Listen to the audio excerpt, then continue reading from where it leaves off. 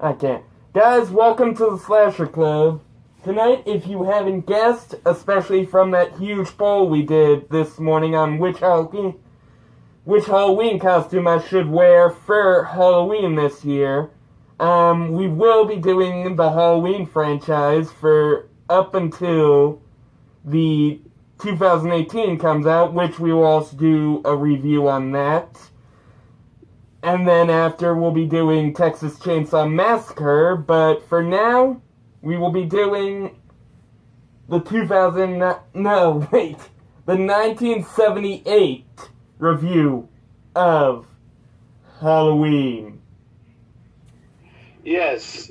The film opens, as always, we do spoiler reviews, so if you haven't seen Halloween yet, I mean, this is, a 40, 50-year-old film? There's no excuse to have not seen this film yet. But anyways, moving on, the film opens to Halloween in Haddonfield, Illinois in 1963, where a young Michael Myers in a clown costume kills his older sister Judith. He is then institutionalized, and many years later he breaks out of the Smith Grove institution and wreaks havoc on a idyllic, small suburban community in Haddonfield, Illinois. And our lead character is Laurie Strode, who's played by Jamie Lee Curtis, one of the most famous final girls out there. And, of course, she is aided by Dr. Samuel Loomis, who is the attending physician to my...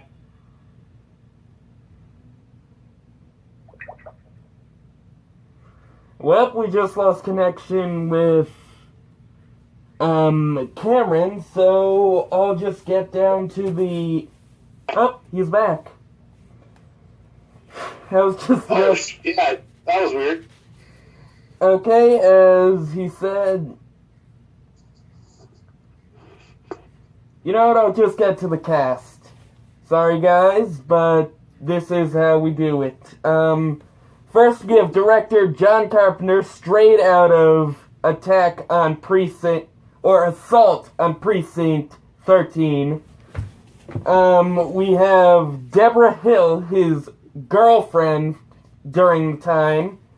It was written by both of them. Damn it, these papers. Music, amazingly, was done by John Carpenter in I believe it was a 3 to 5 scale. Don't quote me on that, guys. I'm not really that good at piano, and I just heard the document today, but yeah. Cinematography was done by Dean Cudney, and, ladies and gentlemen, film locations. Lydia Van Der Klock's house is 1027 Montrose Ave, South Pasadena, California. Annie Brackett's house is 1017 Montrose Avenue, South Pasadena. Laurie Strode's house, 1115 Oxley Street, South Pasadena. Haddonfield Elementary School is 110 West McLean Street, Alhambra, California. It's also known as Garfield Elementary School.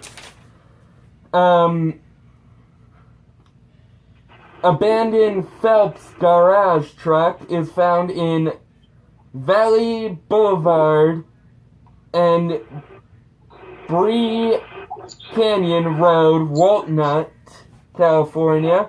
Hardware store, 966 Mission Street, South Pasadena. Myers House, 1000 Mission Street, South Pasadena. Smith Grove Gate, Lake Hollywood Drive, Los Angeles, California. And the cemetery where we lose Judith Myers' grave is 553 East Sierra Madre Boulevard, Sierra Madre, California, also known as Sierra Madre Pioneer Cemetery. Oh, and Lindsay Wallace's house, 37 North Orange Avenue. Tommy Doyle's house, 1530 North Orange Grove Avenue. And Donald Pleasance was played by Dr. Sam... he played Dr. Sam Loomis. He was almost played by Grand Moff Tarkin himself, Peter Cushing, and Dracula himself, Christopher Lee. But both sadly turned it down, and Christopher Lee, honestly, after he saw the movie, he went to Wes Craven and said... he went to Sean Cunningham and said, this was the biggest regret he ever had, not being in this movie. Jamie Lee Curtis plays Laurie Strode, which part of the reason was because she was, what was her name? She was the daughter of one of the main characters of Psycho. Oh, Janet Leigh. Yeah, she was, Jamie Lee Curtis is the daughter of, Janet Leigh. Right. So that was part of the reason why she was put in. There was also that great TV show she was in.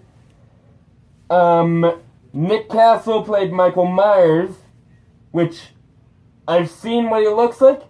He's actually a very handsome actor. I'm surprised. Tony Moran is Michael Myers Unmasked. Sadly, you don't really see a credit for him in the movie. He was basically, surprisingly, a guy they picked off the street. Thought he looked good. William Sandin is Michael Myers, age 6. PJ Souls is Lydia. Von der Klock, my God, so German.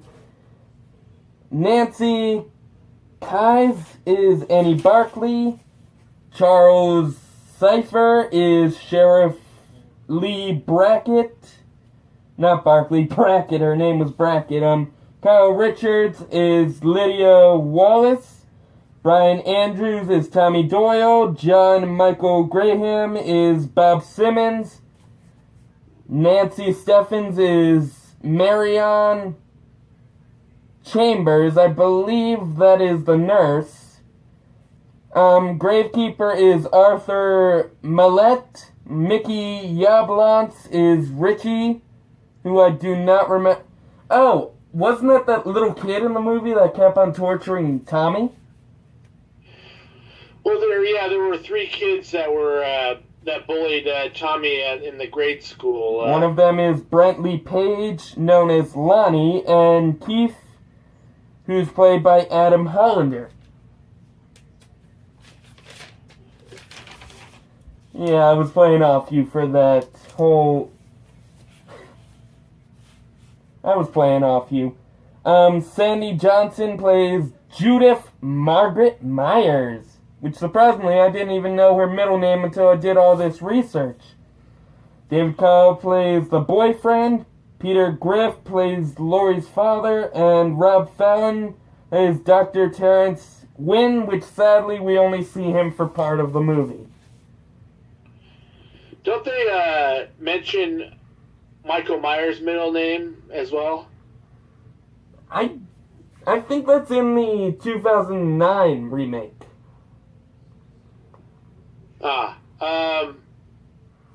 Would you like the slasher stats? Yes, please. By modern standards, it's pretty low, but again, this is in 1978. We have 1 person killed by multiple stab wounds, 1 person killed off screen, 1 throat slit, 1 impalement, and then 1 strangulation. That is 5 total kills plus a strangled dog or a killed dog. So. Oh, and don't forget the 1 dog that got eaten. Who? There was a dog that got eaten. They find it in the Myers house. Oh, yes. They didn't turn the camera to it. They're just like, yeah, it was over. Okay. That's where Rob Zombie got that idea from, huh, later on? Yep. Onto the favorite kills. Mine, Bob Simmons gets pinned. I mean, I believe they do use this in Halloween Resurrection, but this was great for their standards. I mean, they didn't do this in Psycho. Actually, I wouldn't know because I never saw Psycho. We'll watch that another night. But I definitely know they never did this in Black Christmas. But just in that moment where Michael turns his head to both sides just to stare his work, just wow. It's absolutely iconic. It's not very realistic. Just, I mean, you know, the knife wasn't far enough in. Anyways, the logistically not very realistic, but the shot of it is absolutely iconic. And yeah, you summed it up very well. Right. And what about you? Annie Brackett's death. It was just because we see the struggle. You know, he's choking her out one-handed. He's just choking her out. There's so much like an animalistic savagery to that. Like, oh, I don't need to use both. And then he finally just gets tired of strangling her and just slits her throat. He absolutely like has no regard for human life. We are definitely like ants beneath his feet in his mind. Right, and actually I found that death kind of funny. I mean, you look at her face right after he slits her throat, and it's like, oh shit. Yeah, she had a funny expression when her face was pressed against the glass, but it's funny that the actress playing her, Nancy Loomis, you know, has the last name of you know, the famous doctor in the film. Oh, we can't forget to mention something very important. Where Dr. Loomis got his name. All right. He got it. It was based on Sam Loomis from the Psycho movies.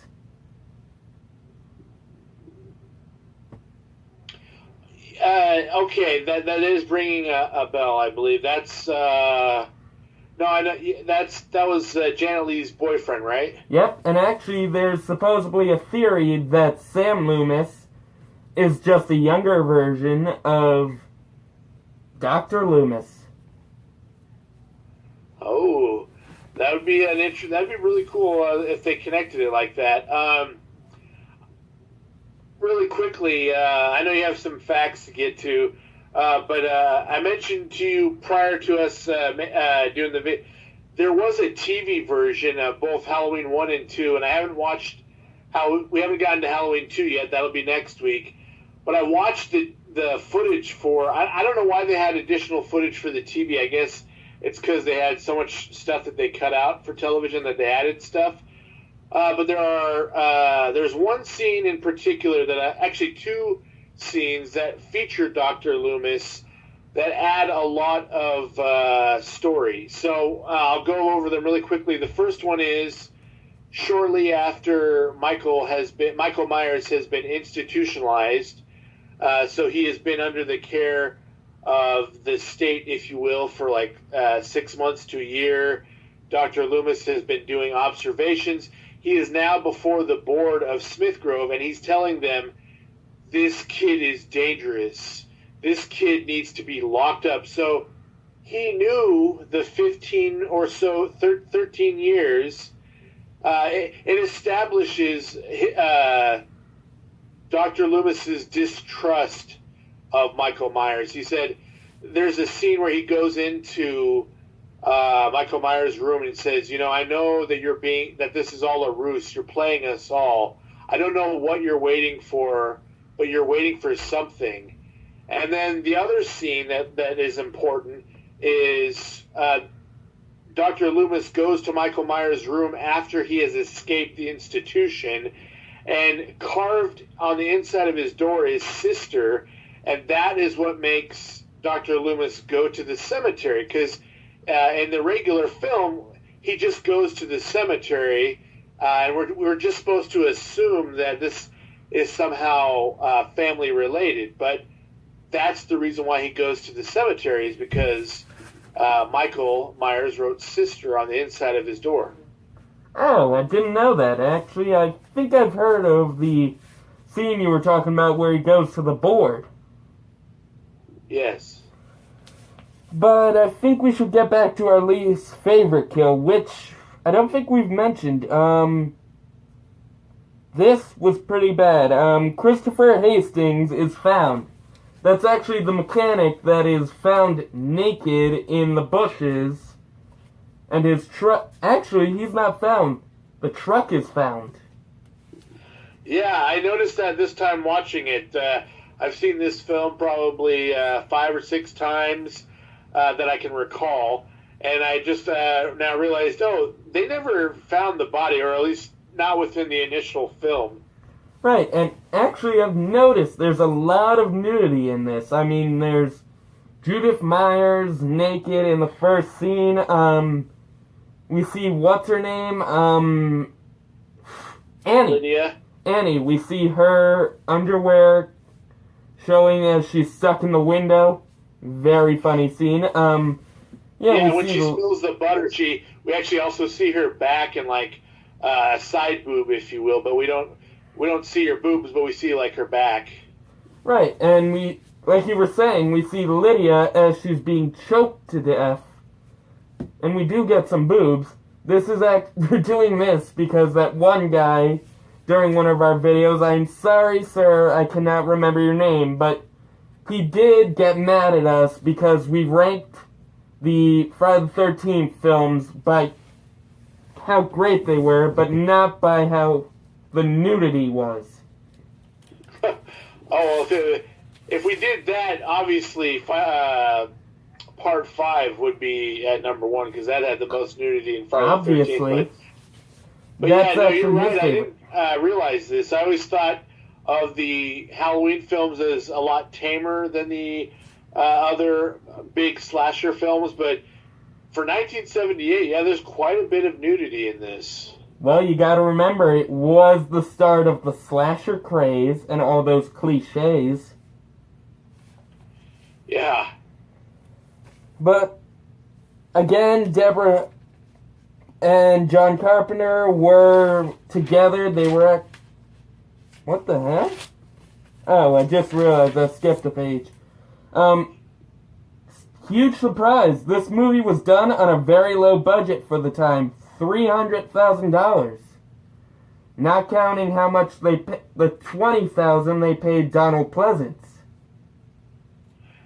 Yeah, I saw a documentary on while I was watching because I own all of them on Blu-ray, and Donald Pleasance wasn't sure about coming on at first because he was the only like highly polished actor out of everybody involved with the film. So he only did it because of his daughter. Like Patrick Stewart and putting him in with like an indie group. You know, it's like very high polished stage and film actor. But what sold him on the role was John Carpenter's passion and writing, I believe. He saw that that John Carpenter had a unique vision for the film. Like, it wasn't going to just be your standard cut and dry horror film. They were going for some... There's actually a lot of humor in this film as well, which I didn't notice in prior watchings. Right. Actually, there was another reason they probably missed in the documentary you were watching. He joined the film mostly because his daughter liked Assault on Precinct 13. So he did it for his daughter. Yeah, they didn't mention that. That's actually really interesting that adds to it. But honestly, he didn't really want to do it because he felt he didn't really like the horror genre. He found it was a little terrifying for him. Yeah, but it's funny that this role really launches this is one of his most famous roles, as well as playing Blofeld in the 007 films. These two roles really, defined him and launched his career. and he did other films with John Carpenter. So it was a good business decision on his part to do this film. Huh. Oh, and here's some funny facts. Most of the costumes were bought or brought from home by the cast, except for Jamie Lee Curtis, whose costume was bought from J.C. Penney's for about $100. Speaking of the costumes, I noticed a plot hole in Halloween. And that is? We got some intrigue going on here. Okay, so we all know this scene. Annie and Laurie drive up, and the costume shop the alarm's going off, and Sheriff Brackett's like, "What?" He can barely hear. Well, that scene should have happened a lot earlier, because we know Michael already had the knives and the mask, because we saw him with the mask at the very start of the school day. When he starts stalking Laurie, we see him. We see his face. We see the white mask, and so if he had gotten the mask earlier in the morning, and the alarm was still going off, that's like 6 to 8 hours potentially where the sheriff hadn't responded yet. If we're to believe that, or the scene was misplaced. Yeah. Oh, and the mask. Everyone knows this secret by now, but if you don't, it was actually a Captain Kirk mask painted bluish white. Yeah. That's why in future Halloween films, they don't look the same, because there was like copyright problems, or because of William Shatner's likeness, they didn't want to. I don't know if they were warned by attorneys, or if they made that decision themselves, but that's why after part 2, essentially, they have a different mask. Oh, and turns out there was actually supposed to be another mask. It was supposed to be a clown mask. I can't remember the name of the clown it was based on, but that one was scary to them, but this one just put a huge chill down their back as they looked at it. Well, yeah, it's absolutely frightening. It's very simplistic, but very frightening. I mean, he's just wearing coveralls, and his mask, resembles a human face and with hair. Most of the slashers, there's Ghostface with a ghost, mask. You have Jason wearing a hockey mask. This is supposed to resemble a human face, and it's unnerving, Right. The film it only took 20 days to make, surprisingly, and actually it wasn't even done in fall. It was done during spring, and most of the leaves you see in the movie are actually colored leaves they got from I can't remember the profession you'd call it, a professional decorator, and they painted them a fall color, and most of the leaves you see in the movie are reused throughout each scene. They're all the same leaves. Oh, and this movie was originally called The Babysitter Murders.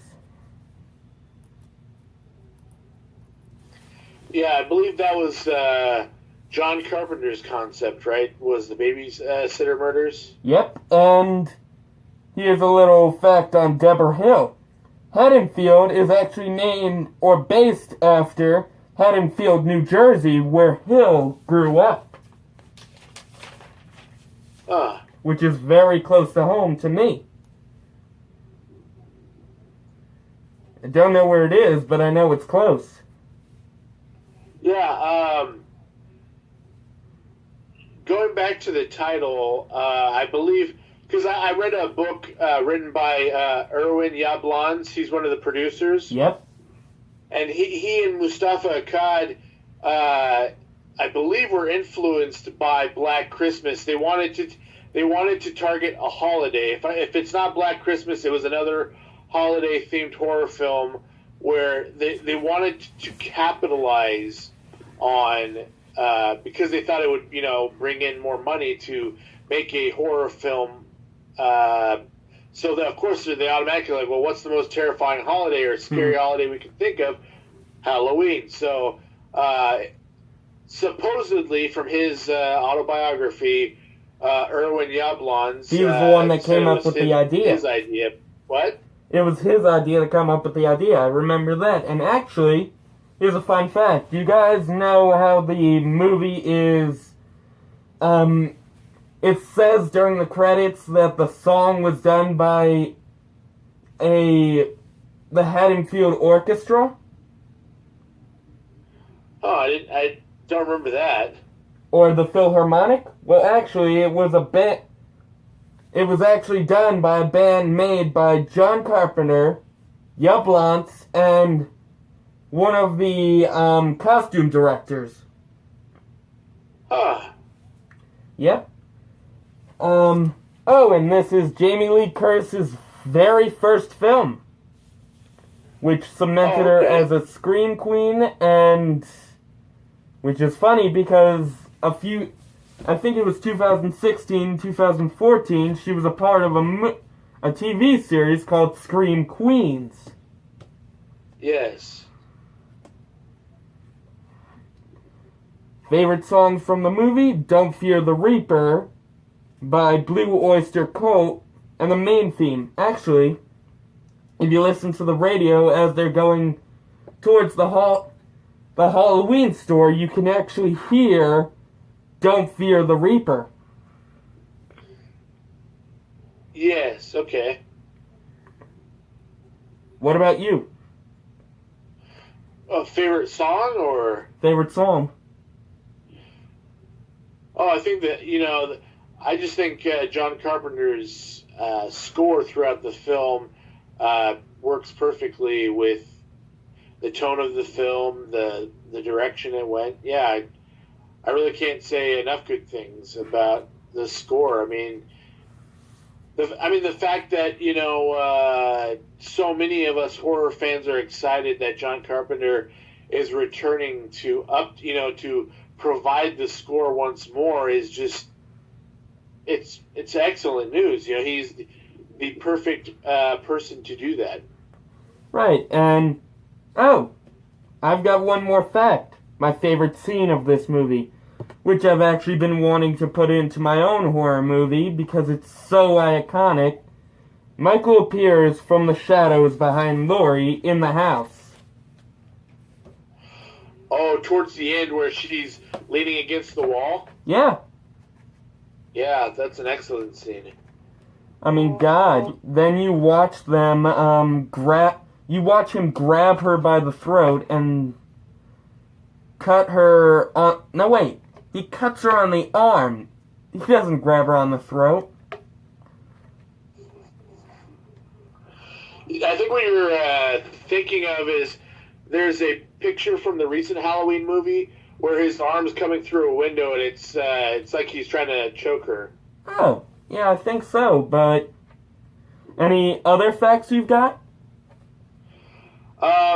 Yeah, Deborah Hill said in that documentary for the Blu-ray that the reason why, even though they didn't film in Haddonfield, in Illinois, what they wanted to go for was a nice neighborhood, and that, you wouldn't think anything bad would happen in this neighborhood, but something horrifying does happen. And for Michael Myers' house specifically, they wanted it to have a haunted house vibe in an ordinary neighborhood. Yeah, I've seen pictures of the original house, and it looks a lot more tame and a lot more blue.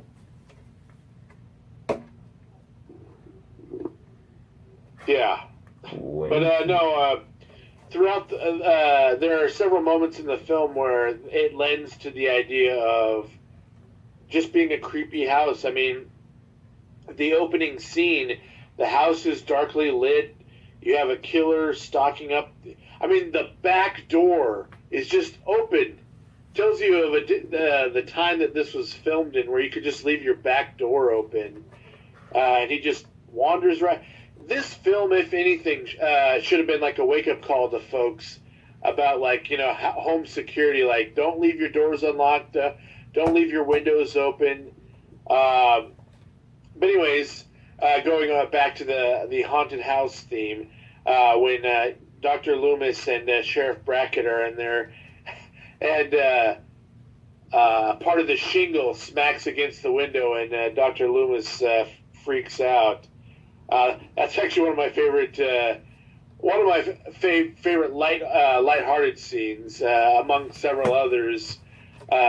It's when he pulls the gun out and he's like, I do have a permit for this. Oh, you know what? I saw that scene today, and I'm wondering, did someone throw a rock at the window, or what the hell? Yeah, it was a piece of, like, either shingle or some part of the house fell. What's that called? A piece of the gutter, I think, is what had broken off and swung against the glass. Oh. The other funny scene with Dr. Loomis is when he's like, get away from that. He's trying to spook those kids, and he's got like almost a smirk because he's like, oh, this is, I had kind of a fun moment. And then he gets spooked by Sheriff Brackett. I can't keep on hanging around this house with you unless we find something, right? Yeah. I love that. Actually, wasn't that Ricky that went up to the house? Oh, could have been. I didn't. I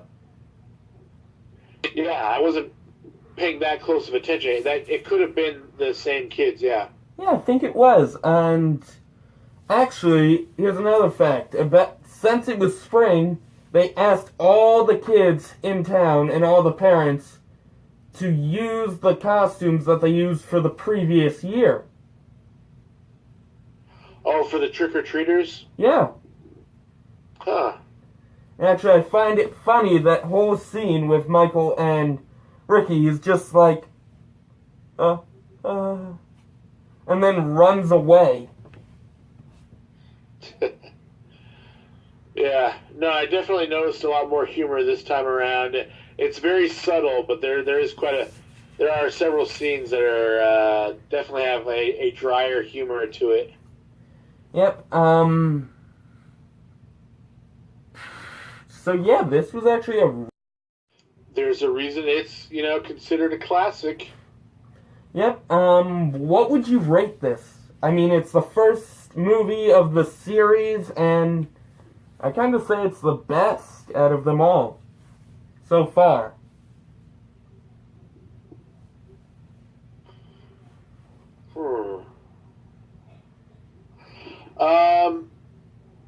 I'm going to go with an, hopefully this isn't sacrilegious or anything. I'm going to go with a 9.5. Okay. You know what? I think I'll go for the same. What? I think I'll go for the same. I just hope we don't do something similar to the Final Destination ranks, where we decided to put the third one before the second one, even though the second one was our lowest rating. Yeah.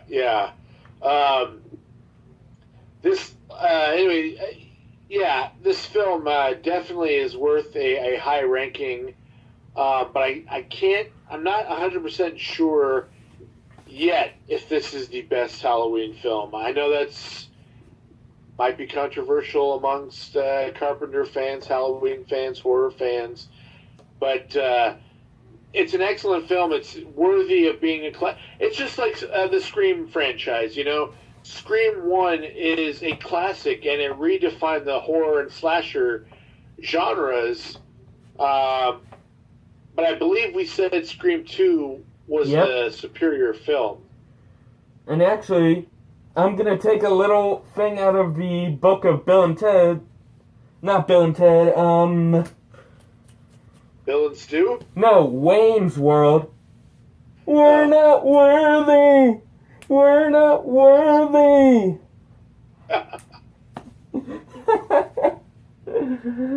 Thank you, Mike Myers. Oh my gosh. Oh. I just now got why you did that. Wow.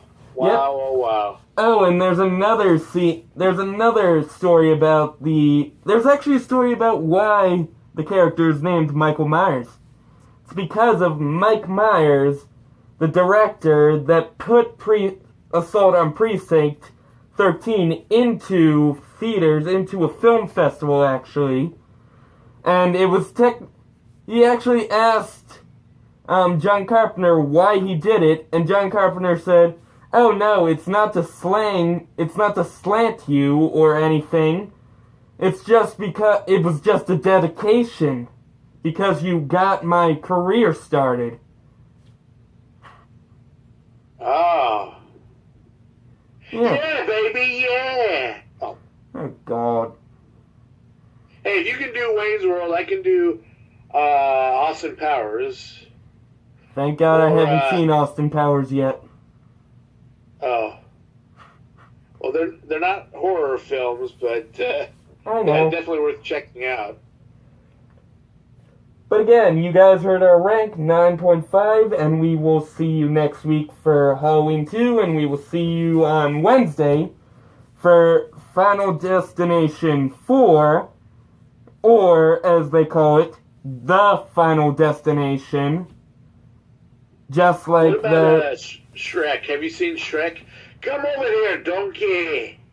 Oh God, yes, I've seen Shrek. Everyone's seen Shrek. Everybody's seen Shrek. Whoops, probably shouldn't have done. Oh well. You still failed at making me laugh. Yeah, you got a very straight face. Oh, geez, it looks like you're bad. Are you? Does anyone else think he just looks overly serious right now? I mean, I can't get the guy to smile.